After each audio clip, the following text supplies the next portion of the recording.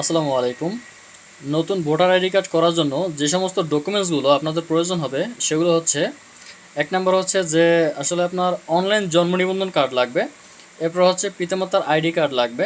পিতামাতার ID card এবং online জন্ম নিবন্ধন কার্ড এই দুইটো দিয়ে আপনারা দুটি ডকুমেন্ট দিয়ে আপনারা অনলাইনে আবেদন করবেন। এরপর হচ্ছে আবেদন কপির সাথে পিতামাতার আইডি কার্ডের ফটোকপি, আপনার জন্ম নিবন্ধন কার্ড অনলাইন কার্ডের ফটোকপি এবং হচ্ছে আপনার যে বাসার কারেন্ট বিলের কাগজ আছে, বিদ্যুৎ বিলের কাগজ আছে অথবা পানির বিলের কাগজ, সুতরাং কথা আপনার ইউটিলিটি বিল, ঠিক আছে, যদি ইউটিলিটি বিলের কোনো কাগজ থাকে সেই কাগজটি জমা দেবেন। এরপর হচ্ছে আপনার সংশ্লিষ্ট যে ইউনিয়ন পরিষদ আছে বা পৌরসভা আছে বা সিটি কর্পোরেশন আছে সেখান থেকে একটি প্রত্যয়ন নেবেন।